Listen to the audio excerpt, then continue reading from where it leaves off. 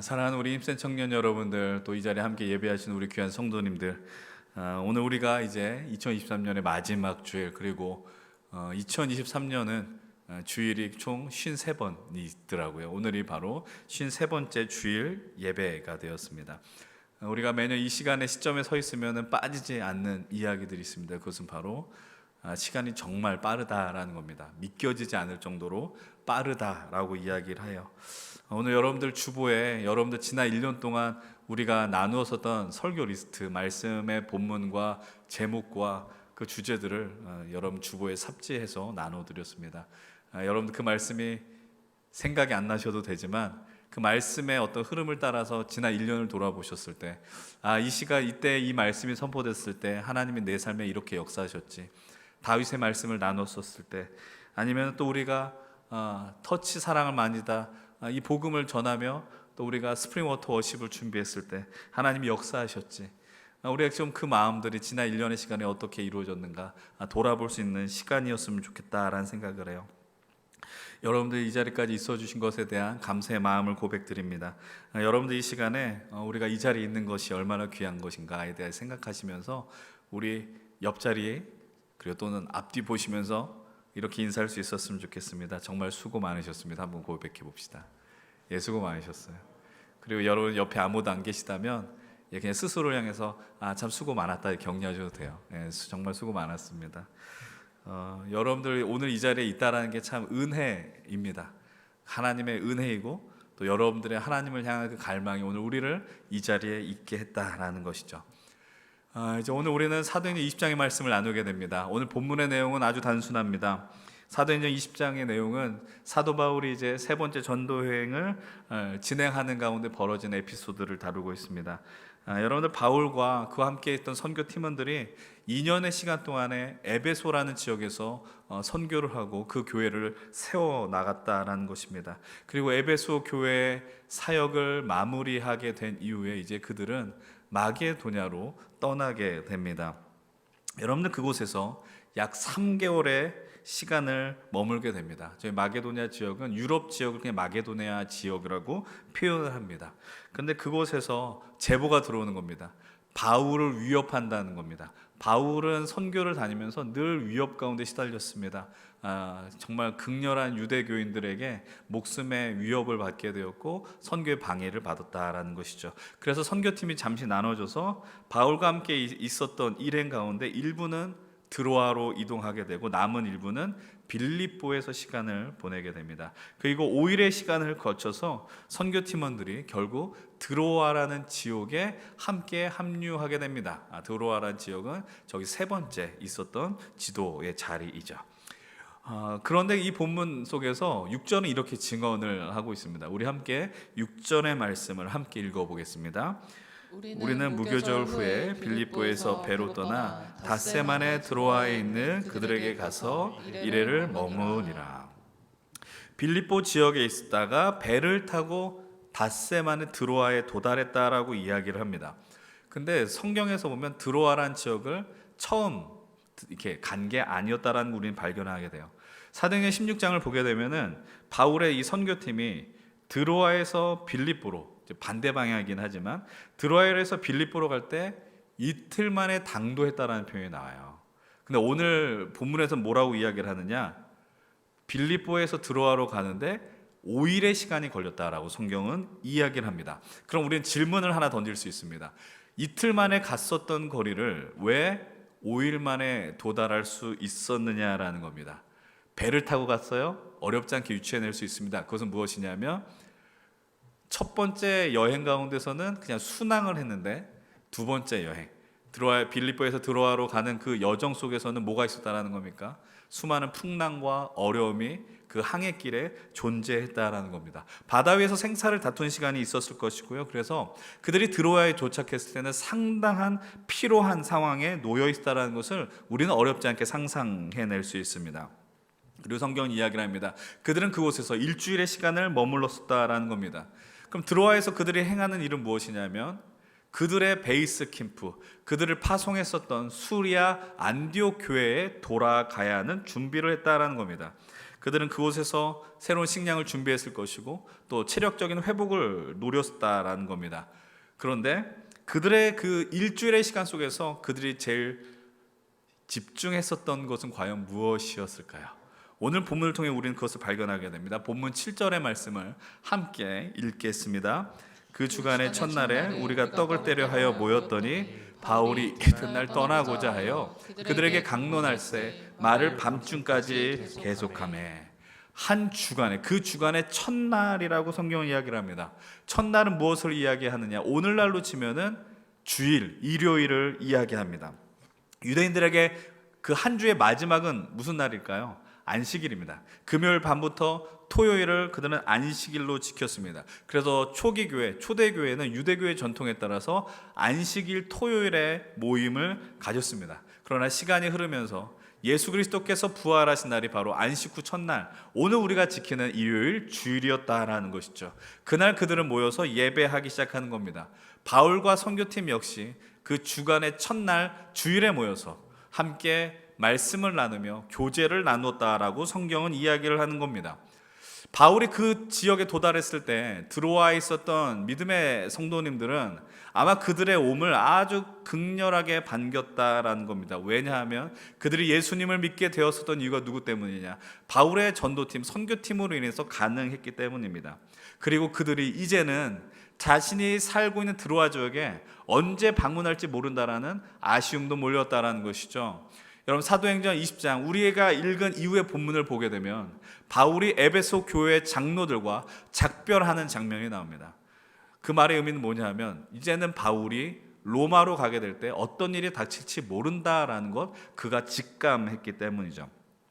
이제 바울의 일행과 바울과 드로아 성도들은 앞으로 다시 만날 일이 없을 수밖에 없는 현실에 놓여 있었다라는 겁니다. 그렇기 때문에 바울도 그들을 대할 때 저 전심으로 대했을 것이고, 드로아에 있는 성도들 역시도 바울을 더 기쁜 마음으로 그리고 간절한 마음으로 맞이했다라는 겁니다. 그 두 사람, 두 팀 모두에게 소중한 시간이었다라는 겁니다.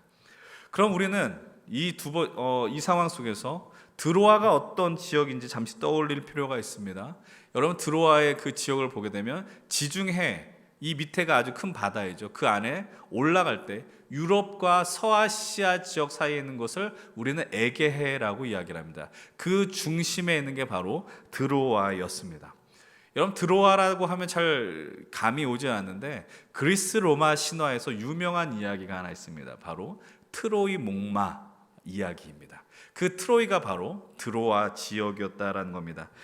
드로아는 지중해에서 더 깊은 유럽 쪽 에게해로 들어간 주요 항구였습니다. 그러니까 유럽의 진출로가 되었고 반대로 아시아로 들어가는 진출로가 되었다라는 겁니다.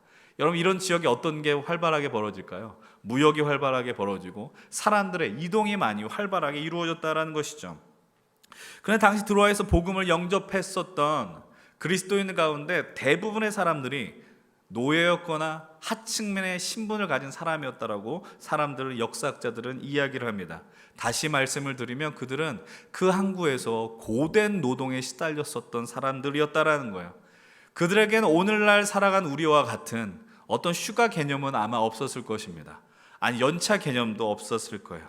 그런데 그들이 바울과 함께 교제하고 싶어서 그 말씀을 나누기 위해서 언제 모이기로 결정하였느냐? 늦은 저녁 시간에 모이기로 이야기했다라는 겁니다. 다시 7절을 주의하며 보십시오. 뭐라고 이야기를 해요? 그 주간의 첫날에 우리가 떡을 떼려 하여 모였더니 바울이 이튿날 떠나고자 하여, 그 다음날 떠날 준비가 되었다라는 겁니다. 그들에게 강론을 하는데 말을 언제까지 했대요? 밤중까지 했다라고 성경은 이야기를 합니다. 이 날이 지나면 바울은 떠나는 겁니다. 언제 바울의 말씀을 들을지 모릅니다. 그리고 그들 가운데 바울에게 묻고 싶은 질문들도 얼마나 많이 있었을까요?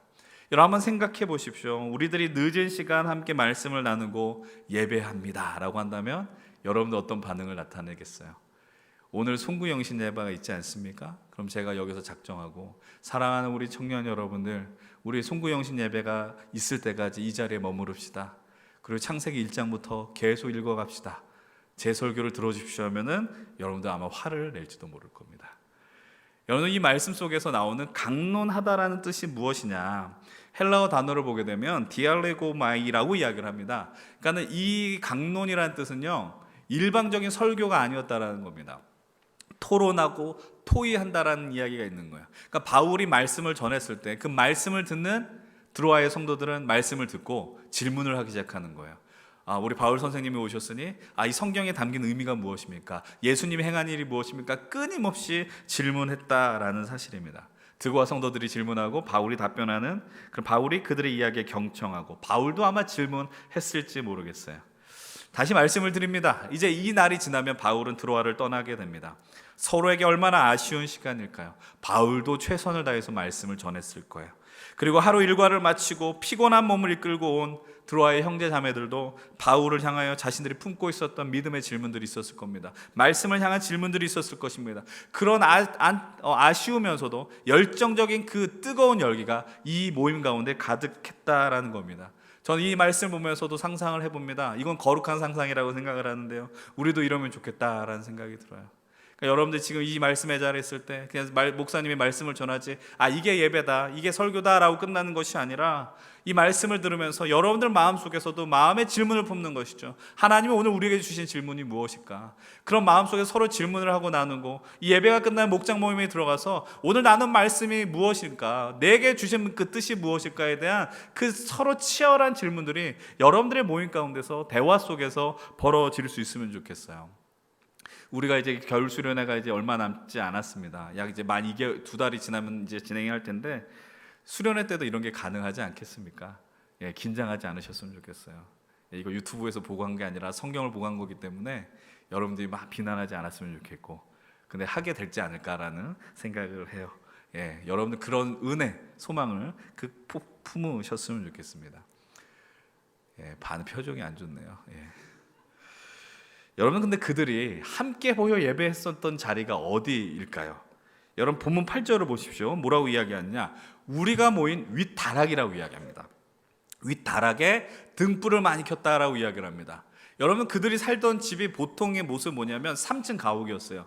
그러니까 3층은 말 그대로 3층일 수도 있고 다락방의 개념이올 수 있다라는 겁니다. 근데 윗다락에 등불을 많이 켠 이유는 무엇이냐? 오늘과 같이 조명 시설이 좋지 않아요. 그렇다면 불을 어디에다 돌 때 가장 그 안이 밝겠습니까? 당연히 가장 높은 곳이었을 겁니다. 밤늦게까지 강론을 하다 보니까 등불 조명을 높은 곳에 설치하는 건 당연한 일의 수순이었어요. 근데 그곳에 사람들이 꽤 많이 모였을 겁니다. 그들의 모인 공간에 비해서 사람들은 많이 있었을 것이고, 그럼 어떤 일이 벌어집니까? 열기로 가득하고 산소도 부족해졌을 것입니다. 그럼 더운 공기가 위로 올라갔을 것이고요. 그 다음에 위에 어떤 등불이 연소하기 시작하면은 이산화탄소가 발생이 됩니다. 이산화탄소가 발생이 되면 어떤 일이 벌어져요? 집중력이 저하되고 졸음이 몰려오게 된다는 것, 우리는 어렵지 않게 유추해낼 수 있어요. 근데 그런 상황 속에서 우리는 전혀 예상하지 못한 그 상황을 이 말씀 속에서 발견하게 됩니다. 우선 우리 여러분 본문 9절의 말씀을 함께 읽어보겠습니다. 9절이에요. 시작. 유두고라 하는 청년이 땅에 걸터 앉아 있다가 깊이 졸더니 바울이 강론하기를 더 오래 하매 졸음을 이기지 못하여 3층에서 떨어지거늘 일으켜 보니 죽었는지라. 아멘. 유두고라 한 청년이 있습니다. 근데 그 청년이 창에 걸터 앉아 있었다라는 거예요. 이제 왜 그랬을까는 이따가 다시 한번 보겠지만 졸게 됩니다. 졸 수 있어요. 바울의 강론의 말씀 토론이 점점 길어지기 시작합니다. 네, 어떤 일이 벌어집니까? 그 졸음을 이기지 못하고 가장 높은 그곳에서 유두고가 떨어지게 됩니다. 그리고 떨어진 다음에 어떻게 돼요? 죽었다라고 이야기를 하죠. 유두고라는 이름은 그 당시에 흔한 노예의 이름이었다라고 이야기를 해요. 한번 상상을 해보십시오. 유두고의 삶이 어떠했을까? 말씀드렸던 것처럼 그 안에 수많은 배들이 오고 가는 항구에서 그는 무거운 짐을 날랐을지 모릅니다. 사람들 향해서 크게 소리치면서 길을 안내했을지도 모르겠어요. 그는 온종일 자신에게 주어진 노동, 육체 일을 감당하다 이 예배의 자리, 말씀의 자리로 나왔다는 것입니다. 그런데 상상해 보는 거죠. 유두고는 아마 많이 기대했을 겁니다. 많이 설레었을 겁니다. 왜냐하면 지금 우리가 있는 이 믿음의 공동체에 바울 선생님이 왔기 때문이에요. 바울, 우리에게 복음을 주신 그리고 우리에게 새로운 생명을 가르쳐준 그 바울이 왔는데, 내가 오늘 몸은 피곤하지만 오늘 바울의 설교를 들을 수 있고 말씀을 들을 수 있다는 그 설레임으로 인해서 그 고된 모든 자리 가운데서도 그 모든 것을 이겨내고 기쁜 마음으로 이 믿음의 자리, 공동체의 자리, 예배의 자리에 나오게 되었다라는 것입니다. 근데 아까 말씀드렸던 것처럼 그 공간이 어땠어요? 유도구의 그 육체를 더 피곤하게 만들었다는 거예요. 그럼에도 언제 올지 모르는 기회니까 그가 선택한 방법은 뭐예요? 졸음이 몰려오니 잠을 깨우고 싶은 거예요. 여러분, 우리가 흔히 잠 깨우기 위해서 제일 먼저 하는 행위가 뭡니까? 운전을 하면서 제일 졸리면 창문을 내린 겁니다. 그래서 신선한 공기를 받아들이고 그 앞에 있는 탁한 공기들은 밖으로 빼내려고 하는 것이죠. 그러면 이 피로를 이길 수 있지 않을까, 졸음을 이길 수 있지 않을까, 그런 마음으로 유독은 아마 3층에 그 창문이 있는 곳으로 올라갔을 겁니다. 여러분들 생각보다 이 졸음이라는 적은요, 이기기가 어려워요. 여러분들 대부분 여러분들의 간증이라 생각합니다. 예배가 있을 때, 어느 날 목사님의 설교가 예상치 못하게 길어졌을 때, 목사님의 설교가 이리저리 헤매고 있을 때, 여러분들도 같이 여러분들의 영혼이 헤매는 경험들이 얼마나 많이 있으셨습니까? 지금 그 길에 가진 분들 살아나길 축복합니다. 일어나십시오. 제가 아무리 길어도 새벽까지는 하지 않잖아요. 여러분 걱정하지 마십시오. 여러분, 어쨌든 바울이요, 저와는 다르게 밤늦게까지 말씀을 이어가요.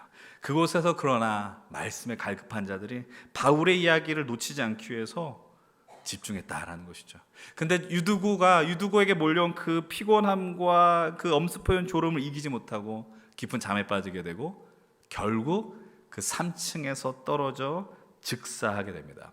어떤 사람들은 이렇게 이야기합니다. 기절한 건 아니야? 여러분 생각해 보십시오. 아무리 기절해도 3층에서 떨어지면은 기절하는 거 쉽지 않을 것 같아요. 여러분들, 이 사도행전을 기록한 사람이 누구입니까? 바울의 선교팀의 일행 중에 한 명인 바로 누가입니다. 누가의 직업은요, 의사이죠. 유두고가 죽었다라는 걸 모를 리가 없어요. 의사이기 때문에 유두고가 죽었다는 걸 단번에 알 수 있습니다. 여러분, 그 사건이 일어날 때 분위기가 어떻겠어요? 사람들이 안절부절 못했을 겁니다. 여러분, 한번 일어나서는 안 되는 일이지만 예배 현장 가운데 어떤 사고가 벌어지면 큰일 나죠. 예전에 어떤 목사님이 이런 얘기하는 걸 들었어요. 자기 아버지가 목사님인데, 목사님의 아버지도 목사님이었는데 설교하다가 죽는 게 소원이다, 이렇게 얘기하셨대요. 근데 그 목사님이 실제로 그렇게 쓰러지셨답니다. 그래서 그 아들 된 목사님이 하시는 말이, 그런 쓸데없는 얘기하면 안 된다고. 얼마나 놀랬겠어요. 저는 안 쓰러집니다. 여튼 근데 유두고를 잃었어요. 은혜 충만한 그 자리 속에서 유두가 쓰러지고 죽음을 맞이하게 되고, 근데 그때 바울이 사람들을 진정시킵니다. 본문 10절입니다. 함께 10절의 말씀 읽겠습니다. 시작. 바울이 내려가서 그 위에 엎드려 그 몸을 안고 말하되 떠들지 말라, 생명이 그에게 있다고. 말도 안 되는 이야기를 하지 않습니까? 엎드려 그 몸을 안고 말하되 떠들지 말아라, 그에게 생명이 있다.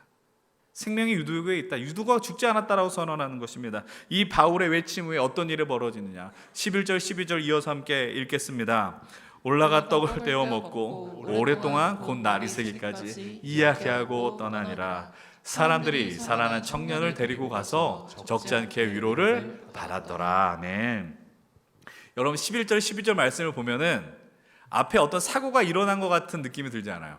누가 죽었다? 누가 다쳤다? 이런 느낌을 전혀 받을 수 없는 본문이 나왔다라는 겁니다. 엄청난 사건이 아니라 그냥 평소에 했었던 성도의 교제가 벌어지고 또 말씀의 강론의 자리가 벌어졌대요. 결국 어떤 일이 벌어집니까? 날이 새기까지, 동이 트기까지 이 은혜 시간을 가졌다라는 겁니다. 여러분들이 경험한 그 어떤 부흥의 현장보다 뜨거운 현장이 바로 이 드로아의 부흥이었다라는 사실입니다. 그리고 성경은 분명하게 고백합니다. 살아난 청년 유두고로 인하여서 그 자리에 있는 사람들이 위로를 얻었다라고 이야기를 해요. 오늘 우리가 읽은 본문의 이야기가 그냥 이 내용이 전부입니다. 사람들이 모여서 예배를 했고 그 가운데 한 청년이 죽었으나 살아나서 사람들은 위로를 얻었다. 아주 간단한 이야기가 오늘 본문의 내용이었다라는 겁니다. 사랑하는 우리 힘센 청년 여러분들, 우리 예배자 성도님들, 우리 어느덧 2020년 마지막 주일 이 자리에 서 있습니다. 목사로 살아가면서 늘 주일을 앞두고 어떤 말씀을 전해야 하는가는 늘 질문거리고 고민거리입니다. 그런데 특별히 오늘 어떻게 보면 그냥 평소와 별다르지 않은 날이긴 하지만 한 해를 마무리하는 이 시점에서 어떤 말씀을 나눌까, 그리고 어떤 말씀을 나눠야 우리에게 더 큰 은혜와 의미가 있을까라는 생각을 하게 되었어요. 여러분, 오늘 우리가 이 자리에 있다는 게 얼마나 큰 은혜입니까? 우린 다 모두가 다 한 사람도 빠짐없이 하나님의 은혜로 이 자리에 있고요. 우리가 여기서 예배한다는 건 누군가에게는 기적과 같은 일인지 모르겠어요. 그리고 감사한 일이라는 것이죠. 그런 가운데서 여러분들과 나누고 싶은 사람이 바로 이 청년 유두고였다라는 겁니다. 노예 신분으로 살아가면서 쉴 틈 없이 일했었던, 치열한 일상을 살아갔고 노동을 감당했었던 그 육체에 몰려든 피곤이 그의 몸을 짓눌렀지만 하나님의 말씀을 듣기 위해서, 내게 생명을 주신 예수 그리스도의 그 은혜를 다시 한번 묵상하기 위해서 나온 믿음의 자리로 난 그 유두고가, 그리고 피곤을 이겨내기 위해서 창틀에 걸터 앉고 그 피곤을 이기지 못하며 잠에 빠져 죽음을 경험한 유두고의 모습을 생각해 볼 때, 오늘 우리가 살아가는 경쟁의 문화 속에 자연스럽게 노출되고 치열한 삶 속에서 어떻게든 살아남아야 하는 여러분들의 모습과 이 시대의 사람들이 자연스럽게 오버랩된다라는 것이죠. 여러분, 당신 오늘 살아간다는 뛰어넘어서 여러분들, 우리는 일찍이 예수 그리스도를 만났습니다. 인생에 그분과 멀어지고 싶어도 멀어질 수 없는 삶을 우리는 살아갑니다. 예수님 때문에 우리는 참 생명을 누렸습니다. 그리고 예수 그리스도를 만나서 이 귀한 믿음의 공동체를 만났고 귀한 믿음의 동역자들을 만났고, 그런 가운데 많은 이들이 이 예배를 위하여, 그리고 이 교회를 위하여, 공동체를 위하여 헌신하는 것을 우리는 매주마다 목격하고 있습니다. 여러분, 우리가 아까 전에 보았었던 그 짧은 1분짜리 영상을 보실 때 얼마나 많은 일들이 있었는지 모릅니다. 그냥 이 사역 가운데 당연히 일본은 하나님의 은혜였다라고 고백하지만 이 하나님의 역사 속에 많은 이들의 헌신과 기도와 수고들이 담겨 있다라는 것이죠. 오늘 예배 이후에도 우리는 연말 모임을 갖게 됩니다. 이 모임을 준비하기 위해서 또 많은 지체들이 어제 늦은 시간까지 수고했다라는 것을 우리들은 보았고, 또 여러분 기억하실 필요가 있습니다.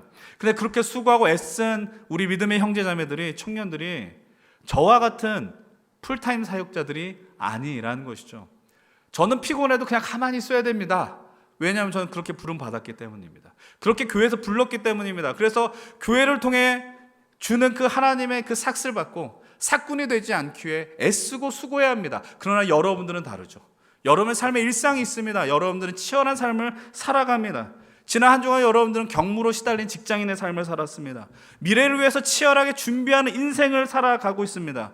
누군가를 만나 연애를 하기도 하고, 또 누군가는 지나친 외로움에 사무쳐서 힘겨운 이들도 있을 것이고, 또 더 나은 미래를 위해서 결혼 준비를 하는 이들도 있을지 모르겠습니다. 그런데 지난 한 해를 돌아보면 우리들이 주어진 현실에서 살아남기에 애를 쓰고 있지만 또 잘 안 된 것 같은 안타까움에 놓여진 분들도 있을 것입니다. 뉴스를 검색해보면 이상한 뉴스들, 별로 소망이 없는 뉴스들이 많아요. 그리고 특별히 청년이란 키워드를 놓고 검색해보면 그냥 보고 싶지 않은 뉴스들만 검색되어지는 것 같습니다. 우리가 얼마 전 나누었던 사사기 말씀과 같이 여전히 이 시대는 어둡다라는 것, 우리는 그것을 보게 된 것 같습니다. 그러나 우리는 그런 현실을 살아가지만, 그런 여러분들 향해서 부탁드리고 싶은 건 현실에 압도되지 않았으면 좋겠습니다. 다 힘들다라고 이야기할 때 그래 힘들어로 끝나지 않았으면 좋겠다라는 거야. 현실의 장벽이 크니까 어쩔 수 없다, 자포자기한 태도만큼 비신앙적인 태도는 없다라는 것이죠. 또 누군가 이렇게 이야기할지 몰라요. 나는 부모님을 잘 못 만나서, 내 배경이 좋지 않아서, 도움을 받지 못해서. 여러분들 자꾸 누군가를 향한 책임을 돌리려고 하는 모습은 당장 멈추셔야 됩니다. 그러나 우리는 짙은 어둠의 시대를 살아가는 사실입니다. 이 시대를 살아가는 우리들의 삶은 오늘 말씀에 등장하는 유두고만큼이나 피곤한 삶을 살고 있다는 것이죠. 대학을 졸업하고 취업을 준비한 이들은 취업의 조건에 맞는 것을, 점수를 획득하기 위해서 또 새로운 공부를 시작하는 이들이 있고, 또 취업에 성공했을지라도 그곳에서 경무에 시달리거나 또 성품이 좋지 않은 직장 상사를 만나게 될 때 관계 어려움을 호소하기도 합니다. 또 결혼 정년기에 들어든 청년들이 있을 수 있습니다. 주변에 그 잔소리로 인해서 마음이 불편한 이들도 있을 것입니다. 여러분, 우리는 전쟁 같은 삶을 살아갑니다. 힘겨운 삶을 살아가고 있습니다. 여러분, 그런 가운데서도 물론 모든 사람들이 다 그렇지는 않지만 그런 전쟁의 삶을 살아가는 여러분들 가운데 주일날에 교회에 나오셔서 교회 학교 교사로 섬기시고 또 찬양대로 봉사하시고 또 각종 보이지 않는 곳에서 방송실이나 아니면 여러 가운데 수고하고 섬기는 이들이 있습니다. 청년부에서는 청년 리더로 섬기고 임원으로 섬기고 또 안내팀으로 섬기고 새 가족반을 섬기기도 하고 찬양팀으로 섬기기도 합니다. 이런 그런 다양한 삶을 여러분들은 이 현실 속에 살아내고 있습니다. 또 어떤 분들은 내가 교회에 나온 것만도 기적이다라고 고백하는 이들도 있을 것입니다. 근데 그러다가 우리에게 자칫 잘못하면 어떤 일이 벌어질 수 있을까요? 유두고와 같이 깊은 피로가 몰려오고 깊은 잠에 빠지다가 어느 순간 예상하지 못하게 죽음을 맛보는 자들도 있을지 모르겠어요. 죽음을 맛본다는 건 우리가 예배를 드리다 졸아서 어디에 떨어져 죽는다라는 것을 의미하는 것이 아니라 그 순간 내 삶의 분주함과 피로가 하나님을 놓치게 하는 그런 나쁜 모습으로 변화될 수 있다는 것이죠. 믿음의 길을 떠나거나 내가 신앙 공동체를 거절하거나 내가 하나님을 믿고, 그래서 요즘 어떤 표현들이 많이 나옵니까? 내가 하나님을 믿지만 그리스도이지만 공동체를 떠나겠노라. 가나안 성도라는 단어는 이제는 너무나 흔한 이야기가 되었고, 우리는 작년 올 초에 플로팅 크리스천이라고 하면서 그냥 떠다니는 그리스도인들이 있다라는 그 시대를 오늘 우리는 살아가고 있습니다. 오늘도 여러분이 이 예배 자리에 있으면서 졸음을 이기지 못하고 그냥 육신의 졸음을 이야기하는 것이 아닙니다. 하나님을 향한 그 믿음의 시선을 들이지 못하는 그런 이들이 있을지 모르겠습니다. 그러나 무게가 무거워서 때로는 삶의 방향을 가늠하지 못하고 그냥 앞만 바라보고 의미 없는 뜀박질을 하는 인생들도 있을지 모르겠습니다. 피곤한 것이죠. 마음이 무거운 것이죠. 그러나 겨우겨우 이 자리에 나와 있다라는 것입니다. 그러나 여러분, 이 자리에 나와 있는 여러분들 가운데 기억하고 놓치지 말아야 하는 것이 있습니다. 여러분, 우리가 이곳에 있을 수 있는 이유가 무엇입니까? 그건 바로 우리에게 참 생명을 주신 우리 하나님의 크신 사랑이 있기 때문입니다. 우리를 살리기 위해서 당신의 생명과 맞바꾸어 주신 하나님의 역사가 존재했기 때문에 하나님이 오늘 우리를 이 자리로 불러주셨다는 것이죠. 여러분의 그 피곤함을 뚫고 이 자리에 여러분들의 발로 나온 것이지만, 그러나 하나님이 여러분들을 포기하지 않고 날마다 어떤 순간에서든지 불러주셨다는 사실입니다.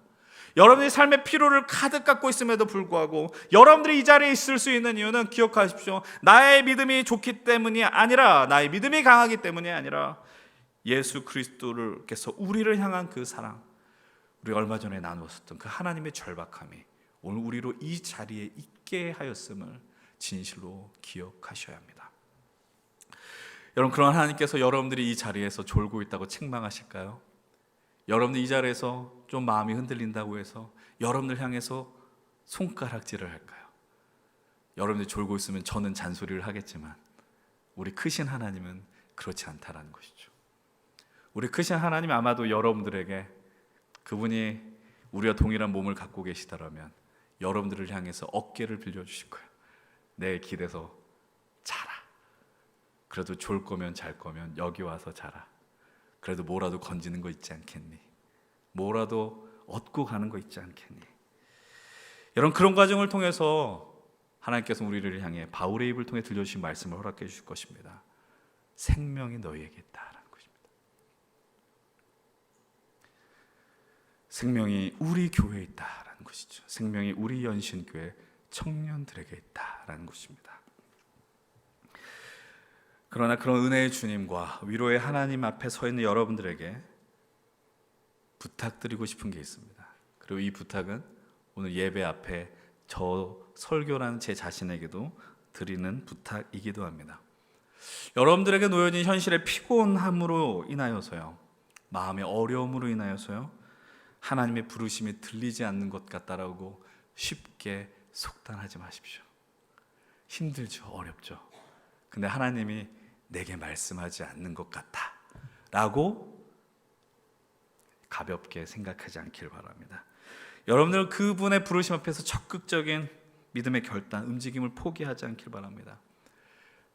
짧게는 지난 1년이고 길게는 지난 2년의 시간을 돌아보면서 여러분들을 생각할 때마다 미안한 마음과 그 고마운 마음이 그 같이 몰려오더라는 것이죠. 사실 저는 이곳에서 치열한 삶을 살아간 여러분들의 인생을 대신 살아주지 못합니다. 여러분들의 고통을 대신 안아주지 못합니다. 여러분들의 바쁨과 피로의 무게를 안아주지 못합니다. 왜냐하면 제 앞가림하기도 어렵기 때문이죠. 그렇기 때문에 누군가를 향해서 이래라 저래라 하기도 어렵고 민망하다라는 겁니다. 그러나 진짜 열심을 다하여 수고하고 헌신하는 청년들을 볼 때마다 제 입에 습관이 된 것 같아요. 고맙다라는 거예요. 미안하다라는 것이죠. 진짜 미안하거든요. 그리고 진짜 고맙거든요. 그러나 여러분들 아무리 우리의 현실이 피곤할지라도 포기하지 마십시오. 이 믿음의 자리를 포기하지 마십시오.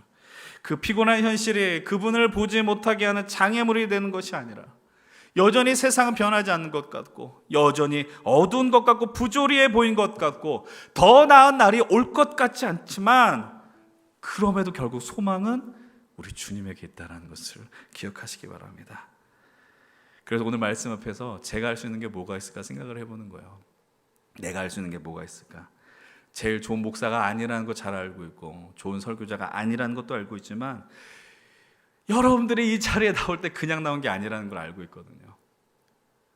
그럼 말씀 제대로 전해야지. 허튼 이야기 하지 말아야지. 설교 제대로 나눠서 은혜 받게 해야지. 힘을 내게 해야지. 이 마음 외에는 없다라는 거예요. 이곳에서 제가 이상한 얘기하면 여러분들이 얘기하셔야 돼요. 목사님 정신 차리십시오. 농담이 아니라 진짜 그래야 됩니다. 앞에 있는 목사가 죽으면 여러분들이 죽는 거예요. 기도하십시오. 목회자를 위해서 기도하십시오. 그러게 될 때 우리 모두가 살아날 수 있다는 것입니다. 마태복음 11장 28절을 통해 우리 주님은 이야기를 하십니다. 수고하고 무거운 짐진 자들아 다 내게로 오라. 내가 너희를 쉬게 하리라. 주님이 주신 이 말씀의 무게와 능력은 오늘도 변함이 없습니다. 제자들을 향해서 주신 말씀으로 끝나지 않습니다. 오늘을 살아가는 이 시대를 살아가는 유두고와 같은 우리를 향해서도 주시는 말씀임을 믿으시기 바랍니다. 여전히 우리는 필요한 인생을 살고 우리는 여전히 두려운 인생을 살아갈지라도 예수 그리스도께서 주신 참 생명과 그 은혜를 따라서 이 믿음의 길을 계속해서 나아가십시오. 그리고 여러분들 내 모든 짐을 주님께 맡기시고 우리 삶의 주도권을 주님 앞에 맡기는 이 귀한 인생들이 되어가십시오. 그렇게 될 때 우리 가운데 어떤 일이 벌어질까요? 우리 힘센 청년부 안에 어떤 일이 벌어질까요? 오늘 본문 12절 다시 한번 보십시오. 함께 12절의 말씀 함께 읽겠습니다. 사람들이 살아난 청년을 데리고 와서 적지 않게 위로를 받았더라. 여러분 누가 위로를 받았대요? 죽음에서 살아난 사람이 위로받는 게 아니에요. 유두고만 위로받았다라고 이야기하잖아요. 유두고가 살아난 걸 보면서 그 안에 함께 하나님의 은혜를 나눴었던 드로아의 형제 자매들이 위로를 받았다라고 성경은 이야기를 하고 있습니다. 사랑하는 우리 힘센 청년 여러분들, 우리 함께 예배하는 우리 성도 여러분들, 하나님께서 오늘 우리로 하여금 이렇게 함께 할 수 있는 이유는 무엇인지 아십니까? 바로 삶에 지치고 힘겨워하는 자들이 겨우겨우 이 자리에 나와 있는데 그곳에서 하나님의 말씀을 듣고 새로운 생명을 얻음으로 말미암아 그 사람에게만 유익이 되는 것이 아니라 그 살아난 사람의 모습을 보면서 우리에게 위로와 은혜와 능력을 주시기 위함이다라는 사실입니다.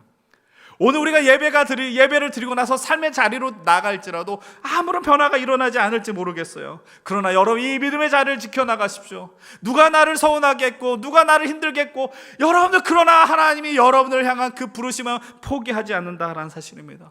하나님 우리를 이 자리로 부르셨습니다. 그래서 이 무게를 나눠지게 하셨습니다. 이 우리 연신교회를 통하여 이 힘센 청년부를 통하여 유두고와 같이 지쳐 피곤한 영혼들이 회복되어 살아가는 역사가 올 23년만이 아니라 다가오는 24년에도 충만하길 주의 이름으로 축복을 드립니다. 여러분 참 생명을 얻으십시오. 졸음에서 깨어나십시오. 그래서 유두고와 같이 내 육신은 피곤할지라도 주님 앞에 나가서 주의 앞에 말씀에 설 때에 주의 말씀을 들을 때 내 삶이 살아날 수 있다는 그 기대감을 품고 여러분들의 인생을 만들어 나가시길 바랍니다. 하나님이 여러분들을 향해서 계속해서 말씀하실 것입니다. 이 자리를 통해 말씀하실 것입니다. 그리고 한 사람 한 사람 살아나게 될 것입니다. 그 영혼들을 보면서 여러분들 위로를 누리십시오. 피곤하지만 그 피로는 내 새로운 생명과 은혜의 통로가 반드시 될 것입니다. 이 귀한 믿음의 자리를 지켜나가시고 승리의 걸음을 감당하시는 우리 귀한 우리 힘센 청년들과 성도님들 되시길 주의 이름으로 간절히 축원을 드립니다.